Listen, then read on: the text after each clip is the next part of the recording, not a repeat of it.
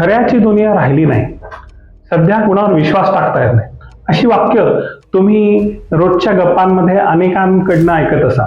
ह्याचं कारण असं आहे की प्रत्येक जण कुठे ना कुठेतरी कोणत्या तरी गोष्टीत फसवला तरी गेलाय, किंवा त्यांनी अशी फसवलेल्या माणसांना भेटलाय, किंवा त्यांनी कथा ऐकलेल्या.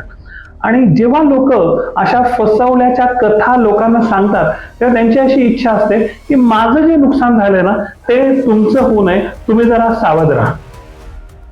ह्या ज्या फ्रॉड स्टोरीज मी आता या चॅनेलच्या मार्फत सांगणार आहे त्याच्या मागचा माझा उद्देश हाच आहे. यामध्ये कुणा खऱ्या व्यक्तीचं नाव नाहीये, पण मी मॅनेजमेंट कन्सल्टंट म्हणून ज्या वेगवेगळ्या व्यवसायांमध्ये लोकांना भेटलो तिथे मला प्रत्येकाकडनं जवळजवळ अशा काही वेगवेगळ्या फसवल्याच्या कथा मला समजल्या, आणि त्या कथा मी या चॅनलमधनं सांगणार आहे. फसवणूक ही आर्थिक असू शकते, भावनिक असू शकते, व्यावसायिक असू शकते. आर्थिक फसवणूक एक वेळ तुम्ही कालांतराने ते नुकसान भरून काढू शकता, पण मानसिक भावनिक फसवणूक हे माणसाला आयुष्यभर बोचत राहतात. त्यामुळे त्या कशा घडतात आणि त्याच्यापासून काय काळजी घ्यायला पाहिजे हा तुम्ही याच्यातनं बोध घेऊ शकता. यातली ही पहिली कथा आहे ती म्हणजे हिऱ्यांच्या व्यापारामध्ये घडलेली, मुंबईच्या गिरगावच्या मार्केटमध्ये घडलेली ही कथा आहे. हिऱ्यांचा व्यापार म्हणला की हिऱ्यांची झळाळी, सोन्याची धमक आणि ही चांदीची चमचम, पण या सगळ्यापेक्षा तिथे सगळ्यात महत्वाचा असतो तो म्हणजे हा व्यापार करणारा माणूस. आणि त्या माणसामध्ये दोन गोष्टी हे व्यापारी नेहमी बघत असतात. एक म्हणजे हुशारी, ऑब्व्हियसली जी प्रत्येक व्यवसायात बघतात, पण हिऱ्यांच्या व्यवसायात अजून एक गोष्ट खूप तपासून घ्यावी लागते, ते म्हणजे हा माणूस विश्वासाचा आहे का नाही. याचं कारण असं आहे की हिऱ्यांच्या व्यवसायात एक मुठभर हिरे जरी घेऊन माणूस पळून गेला तरी तो तुमच्या वर्षाच्या मेहनतीवर पाणी फिरू शकतो. आणि त्यामुळे तिथे काम करणारा माणूस हा विश्वासातलाच असला पाहिजे अशी अट असते. आता मग हा विश्वास तुम्ही कसा निर्माण करता, तर त्याचे त्यांचे ठोकताळे, ते म्हणजे तो कुणी रेकमेंड केलाय, मग तो तुमच्या जातीतला आहे, गावाचा आहे, मित्र परिवारातनं आलेला आहे, त्याचे रेकमेंडेशन कोणी केलं. दर्शन पटेल ही अशीच एक व्यक्ती होती की जो हिऱ्यांच्या व्यवसायात आला, त्याने विश्वास जमवला, मग कोट्यावधींचे हिरे घेऊन तो पळून गेला आणि परत येऊन त्याच व्यवसायात, त्याच मार्केटमध्ये 100 कोटीहून अधिक धंदा त्यांनी उभा केला. त्या दर्शन पटेलची ही स्टोरी आहे. दर्शन पटेलला त्याच्या एका काकांनी रेकमेंड केलं होतं आणि तो मुंबईतल्या एका हिऱ्यांच्या पेढीमध्ये सामान्य कामगार म्हणून जॉईन झाला. हिऱ्यांच्या व्यवसायात एक सामान्य पद्धत अशी आहे की कुणामध्ये टॅलेंट आहे का नाही हे चेक करायची, ते म्हणजे त्याला सगळ्या डिपार्टमेंटमधनं फिरवतात.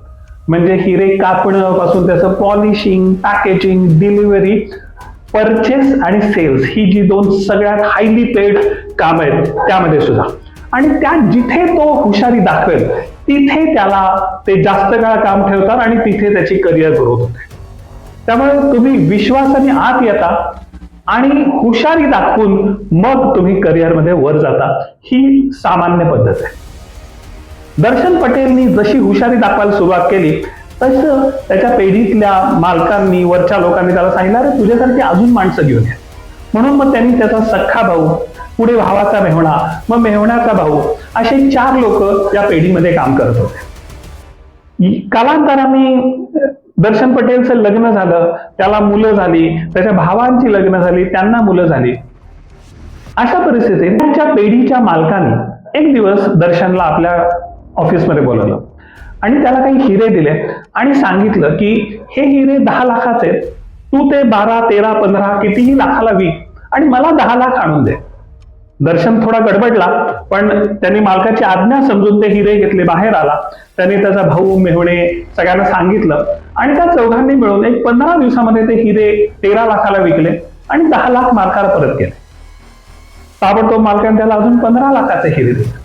असं करत करत 1-2 वर्षामध्ये मालक दर महिन्याला त्याला साधारण 1 कोटीचे हिरे देत होता. यामुळे ऑफकोर्स दर्शनची कमाई ही भरपूर वाढली होती. पण याचं मुख्य कारण असं होतं की विश्वासाच्या रांगेत दर्शन आता वर चढला होता. कारण हिऱ्यांच्या धंद्यात माणूस विश्वास ठेवायला लायक आहे का नाही याचा दुसरा क्रायटेरिया म्हणजे त्याचं लग्न झालंय का नाही, त्याला मुलं आहेत का नाही. तर तिथे विश्वास असा आहे की लग्न झालेला, मुलं असलेला माणूस हे सगळं घेऊन पळू शकत नाही. तिसरा क्रायटेरिया असा असतो की तुमचे किती नातेवाईक त्या मार्केटमध्ये किंवा त्या फर्म मध्ये काम करतात. तर दर्शनचा भाऊ मेहुणा, त्याचा भाऊ, त्यांची बायका पोरं इथे असल्यामुळे दर्शन आता विश्वासाच्या सर्व क्रायटेरियामध्ये एकदम फिट बसत होता आणि त्याची हुशारीही होती. म्हणून मालकाने त्याला हे हिरे विकायला दिले होते. हळूहळू मी सांगितलं तसं की कोटी 2 कोटीचे हिरे त्याच्याकडे कायम असत. ही गोष्ट आजूबाजूच्या व्यापाऱ्यांनीही ओळखली होती. हिऱ्यांच्या व्यवसायात जसं इतर व्यवसायातही असणार, माणसं सतत टॅलेंटच्या शोधात असतात आणि दर्शन तर त्याच्या मालकाने शिक्का मारलेला टॅलेंटेड आणि विश्वासू माणूस होता. हळूहळू इतर व्यापारीही दर्शनला थोडे थोडे हिरे विकायला देऊ लागले. कालांतराने म्हणजे साधारण 2, 3, 4 वर्षांनंतर दर्शनकडे कायम 7, 8, 10, 12 कोटींचे हिरे असत की जे तो विकायचा आणि मूळ रक्कम त्या व्यापाऱ्यांना परत करायचा आणि नफा कमवत होता. हा बिनभांडवली धंदा चालू करण्याचा अगदी राजमार्ग होता आणि त्यामुळे दर्शन अतिशय खुश होता. त्याचं आता उत्पन्न चांगलं होतं. बोरिवलीच्या एका कॉलनीमध्ये त्या 4ही लोकांनी स्वतःसाठी फ्लॅट भाड्याने घेतले होते. ते तिकडे राहत होते.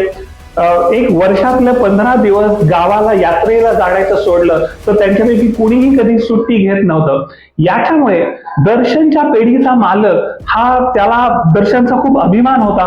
कारण तो म्हणला असा कर्मचारी मिळणं म्हणजे परमेश्वराची कृपा आहे. अशा परिस्थितीत एक दिवस दर्शन संध्याकाळी 8 वाजता कामावर निघाला. पेढीची वेळ खरं तर 6 आहे, पण दर्शन नेहमीच 8 वाजेपर्यंत काम करतो याचा त्यालाही अभिमान आहे आणि मालकही त्यामुळे खुश होता.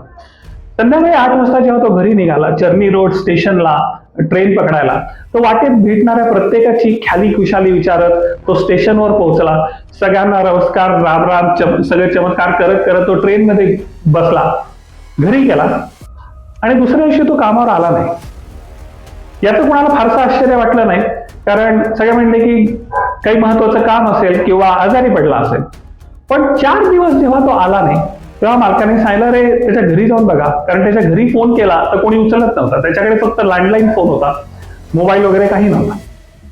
जेव्हा कंपनीतला कर्मचारी त्याच्या घरी गेला आणि परत आला तेव्हा म्हणला की त्याच्या घराला कुलूप आहे आणि त्याच्या भाऊ मेहुण्या सगळ्यांच्याच घराला कुलूप आहे आणि शेजारी म्हणले की गेले 4-5 दिवस झाले हे लोक कुठे दिसत नाहीये. उरलेल्या कर्मचाऱ्यांनी सांगितलं की त्याचा भाऊ मेहुणा, त्याचा भाऊ हे सगळे लोक त्यांच्या कुटुंबासकट नेपाळला 7 दिवसापूर्वीच सुट्टीला गेलेले. फक्त दर्शन गेला नव्हता कारण त्याला सुट्टी घ्यायलाच आवडत नाही. लोक पुन्हा निश्चिंत झाले. आठवडा झाला तरी दर्शनचा पत्ता नाहीये. ना तो फोन करत होता ना तो कोणाला दिसला होता. 8-10 दिवसानंतर सुद्धा जेव्हा दर्शन दिसेन असा झाला तेव्हा मात्र चौकशी करायला सुरुवात केली आणि त्यांच्या लक्षात आलं की तो, त्याचा भाऊ, त्याचे नातेवाईक यांचा कुठेच पत्ता नाहीये. जणू काही त्यांना जमिनीने गिळलेलं आहे. आता मात्र सगळ्यांना चिंता वाटायला लागली कारण मालकाला माहिती होतं की त्याचे जवळजवळ 10-12 कोटींचे हिरे दर्शनकडे पडलेले होते. दर्शन चोरी करेल ही शंका मनात नव्हती, पण त्या हिऱ्यांपायी कदाचित दर्शनचं कुणी काही भलं वाईट तर केलेलं नाही ना, म्हणून तो चिंतेत होता. पण जेव्हा 15-20 दिवसानंतर सुद्धा दर्शन परत येईना तेव्हा आसपासचे व्यापारीही त्या पेढीच्या मालकाकडे आले आणि त्यांनी सांगितले की आम्ही पण काही हिरे दर्शनला दिले होते. आणि त्या चर्चेमध्ये त्यांच्या असं लक्षात आलं की जर दर्शन कुठे पळून गेला असेल किंवा त्याचं काही बरं वाईट झालं असेल तर तो 24 कोटींचे हिरे घेऊन गायब झालेला आहे. आता मात्र सगळ्यांना धक्का बसला कारण 24 कोटी ही खूप मोठी रक्कम आहे. कुठल्याही माणसाची नीतिमत्ता फेरायची. त्यात दर्शनचा आणि त्याच्या नातेवाईकांचा कुठेच पत्ता नव्हता. आता ही गोष्ट पोलिसात तक्रार करण्यासारखी नव्हती कारण हिऱ्यांचा व्यापार हा नेहमीच कायद्याच्या रडारच्या खाली असतो. कारण टॅक्सेशन, पोलीस एन्क्वायरी हे सगळं टाळण्यासाठी फक्त विश्वासावर, बोली शब्दांवर हे व्यवहार होतात. तेव्हा पोलिसांकडे जावं तर नको ते प्रश्न समोर येते. पेढीमध्ये ही गोष्ट सांगावी, मार्केटमध्ये बोलावं, तर दर्शन पटेल सारख्या एखाद्या सामान्य सेल्समन आपल्यासारख्या व्यापाऱ्यांना फसवून पळून गेलाय तर आपलं हसं पण होईल आणि इतर कर्मचारी पण असे हिरे चोरून पळायला उद्युक्त होते. त्यामुळे त्यांना ती गोष्ट कुठे सांगता येत नव्हती. त्यामुळे त्याची ना FIR झाली, ना इन्व्हेस्टिगेशन झालं आणि तोंड दाबून बुक्क्यांचा मार बसल्यासारखे हे व्यापारी आपापल्या दुकानात बसले. त्यांनी कुणालाही काहीही सांगितलं नाही. फक्त दर्शन पटेल गायब झाला याची मला चिंता वाटते एवढंच ते बोलत राहिले. असं जरी असलं तरी सगळेजण आपापल्या परीने हुशार असतात. कर्मचाऱ्यांमध्ये, त्याच पिढीच्या आणि इतर पिढ्यांच्या सुद्धा कर्मचाऱ्यांमध्ये दर्शन पटेल हा काही कोटींचा चुना लावून पळून गेलाय अशी दबक्या आवाजात चर्चा होते. दर्शन ज्या दिवशी संध्याकाळी 8 वाजता ट्रेन मध्ये बसला तो नेहमीप्रमाणे बोरिवलीला घरी जायला निघाला. पण वाटेत तो सांताक्रुझला उतरला. त्याने रिक्षा घेतली आणि इंटरनॅशनल एअरपोर्टकडे गेला.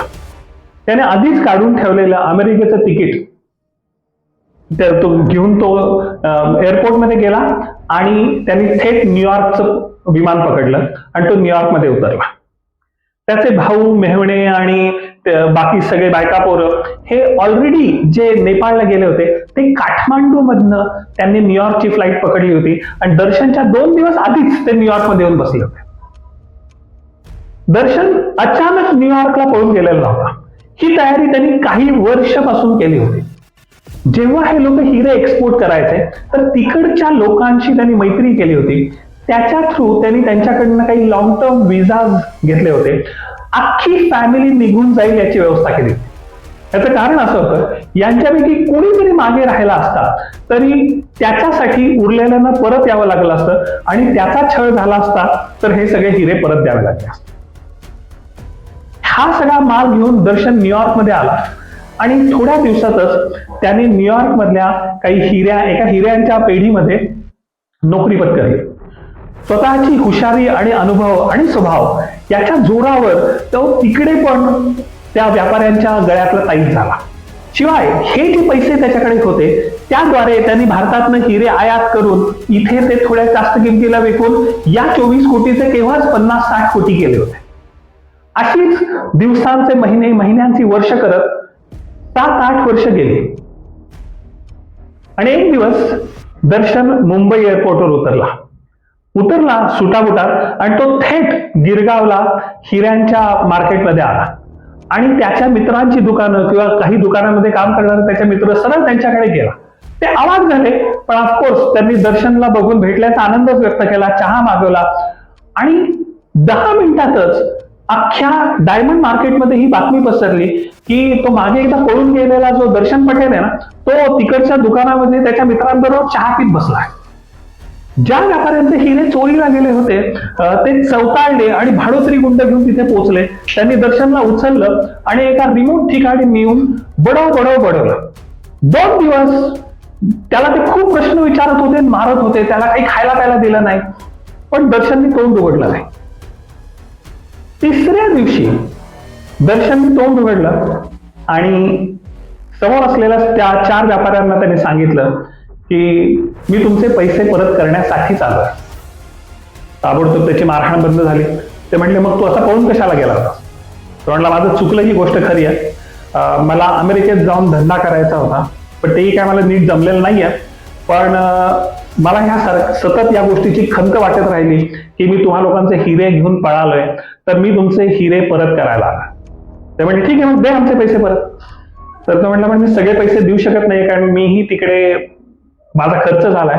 मी तुम्हाला 1 रुपयाला 25 पैसे परत करू शकतो. पुन्हा आकांड तांडव चालवला, शिवीगाळ, मारहाण असं अजून 1-2 दिवस चालत राहिलं. त्यात वाटाघाटी चालू राहिल्या. करत करत शेवटी रुपयाला 34 पैसे असा सौदा तुटला. जेव्हा हे मान्य झालं तेव्हा दर्शन त्यांना म्हणाला की मी तुमचे पैसे परत करतोय पण या घटनेची आता या मार्केटमध्ये कुठेही वाच्यता करायची नाही की दर्शन आमचे पैसे घेऊन पळून गेला होता. आणि माझे कुटुंबीय मला कसलेही शारीरिक मानसिक त्रास तुम्ही देणार नाही. व्यापाऱ्यांनी आपले पैसे काही पैसे का होईना परत मिळतात हे बघून ही अट मान्य करून टाकली. दर्शन म्हटला मला आता सोडा, मी 2-4 दिवसात तुमचे पैसे आणून देतो. त्याला सोडलं, पण तो ज्या हॉटेलमध्ये होता तिथे बाहेर यांची 2 माणसं उभी होती. साधारण 4 दिवसामध्ये हवाला मार्केटच्या थ्रू दर्शननी त्यांचे पैसे आणले आणि त्या व्यापाऱ्यांना त्यांचा हिशोब चुकता केला. त्यानंतर 15 दिवस तो मुंबईतच एक हॉटेलमध्ये राहत होता. 15 दिवसानंतर दर्शनची अख्खी फॅमिली परत मुंबईत आली. त्यांनी एका उच्चभ्रू भागामध्ये पुन्हा 4 फ्लॅट्स भाड्याने घेतले. डायमंड मार्केटमध्ये त्यांनी एक दुकान भाड्याने घेतलं आणि हिऱ्यांचा व्यापार चालू केला. दर्शनचे भारतात तर कॉन्टॅक्ट होतेच, पण आता अमेरिकेत त्याचे प्रचंड कॉन्टॅक्ट होते. त्या जोरावर त्यांनी व्यवसाय चालू केला आणि पुढच्या 3 वर्षामध्ये त्यांनी 100 कोटीचा रेव्हेन्यू पार केला. याची त्या 4 व्यापाऱ्यांना तरी मनातनं खूप जळजळ जरी असली, कारण त्यांच्यापेक्षा आता तो मोठा झाला होता. शिवाय तो वरचेवर अमेरिकेला येत जात होता, तिकडे त्याचा मोठा व्यापार होता. त्याची त्यांना कितीही खंत असली तरी त्याविषयी ते एक शब्दही बोलू शकत नव्हते, कारण दर्शननी त्यांचे हिरे चोरलेत असं त्यांनी कुठे सांगितलेलंच नव्हतं. असा हा दर्शन पटेल हा मुंबईच्या डायमंड मार्केटमध्ये एक आख्यायिका बनला, कारण त्याने नुसता फ्रॉड नाही केला, तर फ्रॉड करून तो पळून गेला आणि परत येऊन त्याच्यापेक्षाही मोठा धंदा उभा केला. धन्यवाद. फ्रॉड स्टोऱ्या तुम्ही खूप ऐकल्या असतील, वर्तमानपत्रात येत असतात, युट्यूबला बघत असाल, मित्र तुम्हाला सांगत असतात. पण त्या लोकांनी हे ते कसं केलं हे मात्र कुणीही सांगू शकत नाही. आणि मग लोक काहीतरी थातूर मातूर स्पष्टीकरण देतात. ही कथा ऐकून तुम्हाला 3 प्रश्न नक्की पडले असते. पहिला प्रश्न की तो अमेरिकेला का गेला? जर त्याला भारतातच परत यायचं होतं आणि इकडेच धंदा करायचा होता, तो अमेरिकेला का गेला? तर मी पहिले त्याचं स्पष्टीकरण देतो तुम्हाला. दर्शनचे जी काही 15-16 वर्ष तो भारतात त्या गिरगावमधल्या पेढीमध्ये काम करत होता, तेव्हा त्याचा एक त्रिभुवन नावाचा मित्र होता, जो त्याच्यापेक्षा एक 5-7 वर्ष मोठा होता आणि जो कायम बोलायचा की हा सगळा अनुभव घेऊन त्रिभुवन पण स्वतःचा धंदा उभा करण्यासाठी पैसे गोळा करत होता.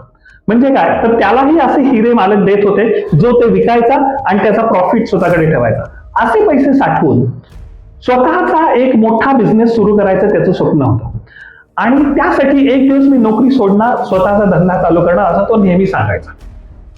त्रिभुवननी एक दिवस नोकरी सोडली, तो बाहेर पडला, पण अनेक महिने त्याला त्या मार्केटमध्ये दुकानच भाड्याने मिळेना. त्याला शेवटी मार्केटच्या थोडं बाहेर जास्त भाड्याने दुकान घ्यावं लागलं. नोकर इझिली मिळत नव्हते, त्याला हिरे स्वस्तात मिळत नव्हते. अर्थात याचं कारण एक असू शकतं की जेव्हा तो एखाद्या पेढीत राहून हिरे खरेदी करतो, पेढी मोठ्या प्रमाणावर हिरे खरेदी करते, विश्वासपात्र असते, त्यामुळे त्यांना स्वस्तात मिळतात. पण जेव्हा तुम्ही स्वतंत्र एकटे होता तेव्हा तुम्हाला ते हायर किमतीला मिळतात. हा बाजाराचा नियम आहे. तुम्ही जेव्हा कमी क्वांटिटीमध्ये घेता तेव्हा तुम्हाला किंमत जास्त असते, तुम्ही जास्त क्वांटिटीत घेता किंमत कमी मिळते. त्याला हे नुकसान झालं, त्याचे हिरे पटपट विकले जाईना, त्याची उधारी पटकन रिकव्हर होईना. अशा परिस्थितीत त्याचे सगळे पैसे संपून गेले. तो पार अगदी भिकेला लागला.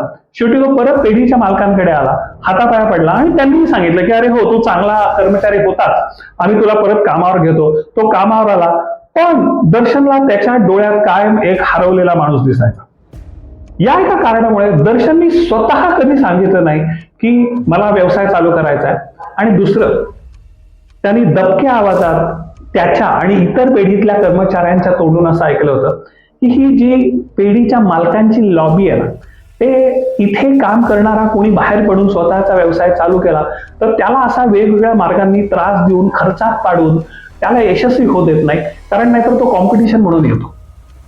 शिवाय त्याला त्या पेढीतली सगळी रहस्य माहिती असतात, त्यामुळे तो नेहमीच त्यांना भारी पडायचा चान्स असतो. त्यामुळे तो शक्यतो यशस्वी होऊ नये असा त्यांचा प्रयत्न असतो.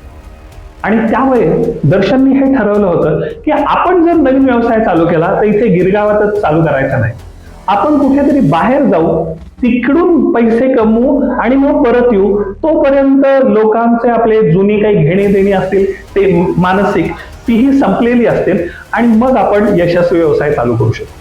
आणि त्यात त्याला अमेरिकेचा कॉन्टॅक्ट मिळाला, तो अमेरिकेला गेला, इथनं त्याची पाठी साफ झाली आणि मग तो नव्याने परत येऊन त्याने हा व्यवसाय चालू केला आणि म्हणून तो अमेरिकेला गेला. आता दुसरा प्रश्न तुम्हाला पडला असेल की इतकी क्वालिफाईड माणसं जी अमेरिकेला नोकरी करायला जायला प्रयत्न करतात त्यांना विजा मिळत नाही, त्यांना तिकडे परमनंट रेसिडेन्सी मिळत नाही, आणि हा दर्शन सारखा माणूस की जो जेमतेम शाळा पास झालेला आहे, त्याच्याकडे कसलंही IT स्किल नाही, काही नाही, सुशिक्षित नाही, तो 22 लोकांना घेऊन, म्हणजे ते भाऊ मेहणे त्यांच्या बायका पोर असं सगळं घेऊन लटांबर घेऊन अमेरिकेला कसा काय गेला बा, तर त्याची स्टोरी सांगतो. दर्शनच्या पिढीमध्ये राल्फ पॅटरसन नावाचा एक माणूस जो अमेरिकेतल्या एका पेढीचा प्रतिनिधी होता, तो नेहमी यायचा हिरे खरेदी करायला. आणि दर्शनचा मालक त्याला नेहमी सांगायचा की दर्शन आप इसका ख्याल रखो, यू टेक केअर ऑफ हिम. आणि त्यामुळे दर्शन नेहमी त्याच्याबरोबर उठबस करत होता. दर्शनला आधी इंग्लिश अजिबातच येत नव्हतं, पण दर्शनच्या स्वभावामुळे राल्फ पॅटरसन आणि दर्शन एकदम घट्ट मित्र झाले. इनफॅक्ट राल्फ पॅटरसन त्याच्या सगळ्या भारतातल्या भेटींमुळे हिंदी चांगला शिकला होता. तो दर्शनची हिंदीत बोलायचा, तो दर्शनच्या घरी जेवायला जायचा आणि हे पेढीच्या मालकांना खूप आवडायचं, कारण त्याच्यामुळे राल्फ पॅटरसनचं आणि या पेढीचं एकदम घट्ट नातं झालं होतं. अशा एका मीटिंगमध्ये काही वर्षांपूर्वी, म्हणजे दर्शन पळून जायच्या काही वर्ष आधी, दर्शनच्या फॅमिलीतल्या एक बाई त्याला म्हणली की तर आम्हाला पण ना एकदा अमेरिकेला जायचं. तर राल्फ पॅटरसन म्हणला, अरे या ना तुम्ही अमेरिकेला. मग ती स्त्री पुढे ओढून दर्शनचा भाऊ त्यांना म्हणला होता, आम्हाला अमेरिकेत नोकरी मिळेल का? तर राल्फ पॅटरसनने तो म्हणला होता की तुम्हाला नक्की नोकरी मिळेल, कारण अमेरिकेमध्ये स्किल्ड लोकांना नेहमीच वेलकम केलं जातं. आणि राल्फलाही त्याच्या पिढीतल्या मालकांनी सांगितलं होतं की भारतातले काही चांगले कर्मचारी आणता आले तर बरं. त्यामुळे दोघांचीही गरज एकत्र झाली. राल्फ पॅटरसनच्या पेढीनी प्रयत्न करून या सगळ्यांचे व्हिजे अरेंज केले आणि दर्शन अगदी सहजपणे अमेरिकेला गेला, कारण एक मोठी हिऱ्यांची पेढी अमेरिकेमध्ये त्याच्या येण्याची व्यवस्था करत होती. दर्शनला स्वतःला काही करावं लागलं नाही. तिसरा प्रश्न, दर्शन परत आल्यावर आपल्याला जीवे मारलं जाईल किंवा आपले सगळे पैसे काढून घेतले जाईल अशी भीती त्याला का नाही वाटली? त्याचंही कारण सांगतो. व्यापात लोक कधीही टोकाची भूमिका घेत नाहीत, ते नेहमी वाटाघाटी आणि तडजोड याच्यावर त्यांचा विश्वास असतो. दर्शनच्या कंपनीमध्ये एक किशोर नावाचा माणूस काम करायचा, जो दर्शनच्या शेजारच्या गावातलाच होता आणि साधारण एकाच महिन्यात ते दोघं जॉईन झाले होते. आणि मी तुम्हाला सुरुवातीला म्हटल्याप्रमाणे हिऱ्यांच्या पेढीमध्ये प्रत्येक एम्प्लॉईला वेगवेगळ्या डिपार्टमेंटमध्ये पाठवतात आणि कशात कुणाची हुशारी आहे त्याप्रमाणे त्याला काम देतात. दर्शन हिरे विक्रीमध्ये एक्सपर्ट होता म्हणून त्याला तिकडे पाठवलं. किशोर हिशोबामध्ये चांगला होता त्यामुळे तो अकाउंट्समध्ये गेला आणि थोड्याच वर्षांमध्ये तो तिथे एकदम महत्वाचा माणूस झाला. तिथल्या मुनीमजींचा एकदम गळ्यातला ताईत झाला. किशोरच्या घरी काही आर्थिक प्रॉब्लेम होते, त्याचं कर्ज होतं आणि ते व्याज खूप द्यावं लागत होतं. त्या मोहापायी एक दिवस किशोरने तिथनं 20 लाख रुपये उचलले आणि पळून गेला. याचा बोंबाबोंब झाली आणि दर्शनला बोलवण्यात आलं चौकशीमध्ये, कारण तो दर्शनचा चांगला मित्र होता. दर्शनने सांगितलं त्याच्या घरी प्रॉब्लेम आहे, त्याला 20 लाखाची गरज आहे. त्यामुळे हे एकदम जुळलं आणि यांची टीम काही लोकांना घेऊन त्या किशोरच्या घरी गेले. किशोरच्या वडिलांनी सांगितलं, हो तो काही तासांपूर्वीच आला आणि त्या आम्ही ज्याच्याकडनं कर्ज घेतलं होतं त्या माणसाकडे गेलाय. हे सगळे लोक तिथे पोहोचले तोपर्यंत दर्शन तो किशोर त्यांना पैसे देऊन निघून गेला होता.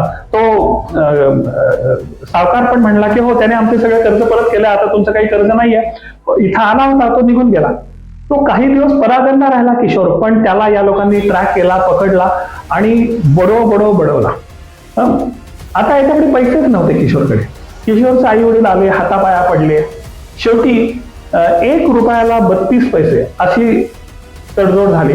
या लोकांनी अजून कुठले तरी पैसे उचलले आणि पेढीच्या मालकांना दिले. किशोरची नोकरी गेली, पण त्याचं ते कर्जही फिटलं. पेढीच्या लोकांना रुपयाला 32 पैसे परत मिळाले. या घटनेवरनं दर्शनला हे माहित होतं, काही झालं तरी हे लोक आपल्याला मारत नाहीत, कारण त्यांना त्यांचा पैसा जास्त प्रिय आहे.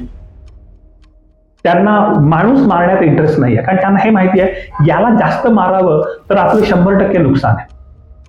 त्यामुळे त्याला हे माहिती होतं की आपण भारतात गेलो तर मार खायचा, कबूल करायचं वाटाघाटींच्या मार्फत आणि थोडे पैसे परत करून आपलं स्वातंत्र्य आणि आपला मार्ग मोकळा होता.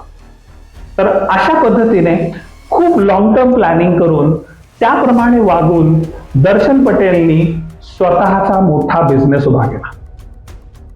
तुम्हाला गोष्ट आवडली असेल तर कॉमेंटमध्ये जरूर लिहा. कोणत्या प्रश्नांची तुम्हाला उत्तर मिळाली नसतील तर तेही जरूर विचारा. मी तुमच्याशी नक्की संवाद साधेन. धन्यवाद.